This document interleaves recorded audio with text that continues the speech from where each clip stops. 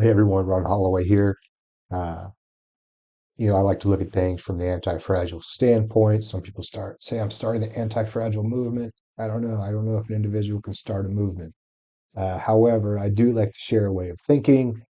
It serves me well, and I hope it'll bring benefit to you. I also hope you'll be interested in being prepared to prevail when crisis, which I just call change, kicks off in your environment.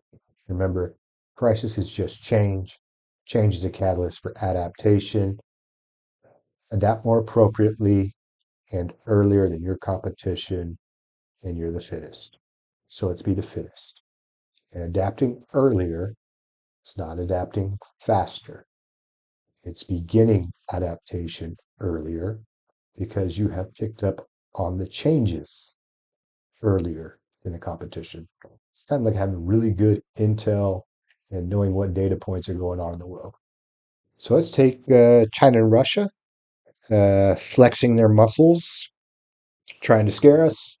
Uh, how that's a change, how we adapt, what else is going to change, and any ill that befalls you, turn to yourself and ask, how do I turn this to my advantage?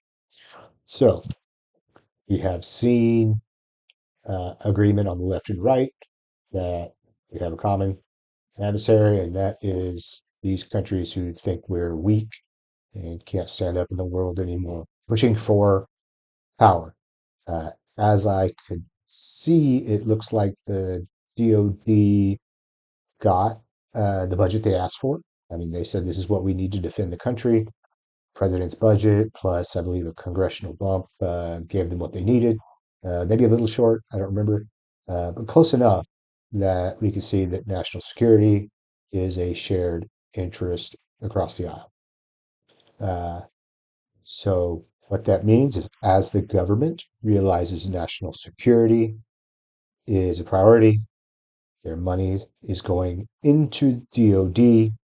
DoD contracts a lot of things, and there will be certain opportunities financially if you monitor that. So I believe 30% is earmarked for contractors.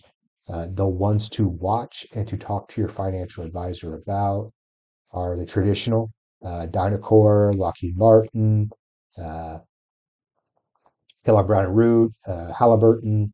I would look at those. I also would be looking at the possibility of how conflict can enroll and how it's already occurring.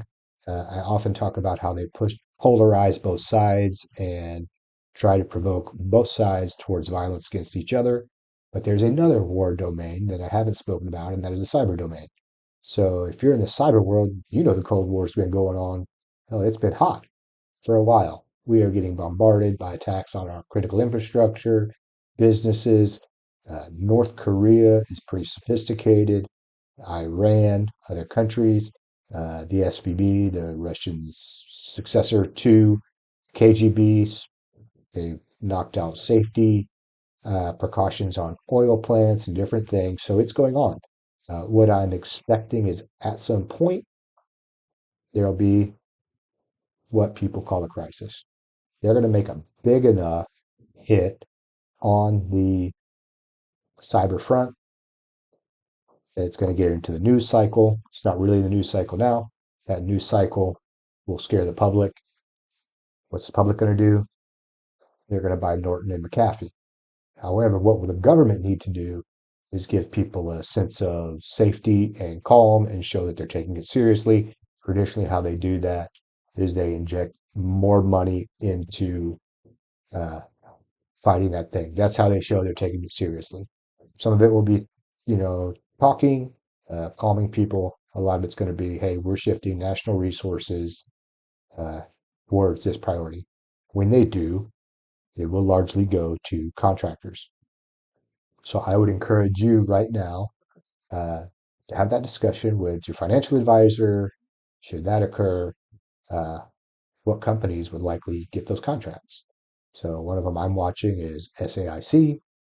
Uh, There are others. I believe Raytheon is in the cyberspace. I know they've already both gotten a lot of money for cyber already. The government's making really good, lucrative deals to recruit people into cyber.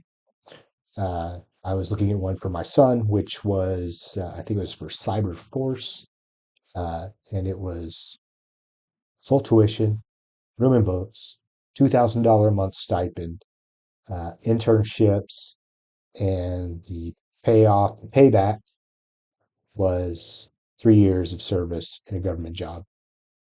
So to look at if your universities have that program, I'd look into it or keep track on it, especially now with the economy doing what it does. You might want to start reskilling before the other people in the country are also competing with you for jobs. And there's an area for opportunity in cyberspace. And it might actually pay you to get that training. So things to consider. So we get hit by a cyber attack. You're safe. You already have your home secure. You're read by book, Anti-Fragility 10 Principles for Life to Turn Crisis into Opportunity. And as I like to say, you are the third piggy sitting in his brick house, and you know the wolf's coming down the chimney. But what you're seeing are not fangs, you're seeing a fur coat. All right, guys, be prepared to prevail. And again, my website is where you get the book. It's www.arrowcoachingllc.com. And really appreciate your support in watching this video.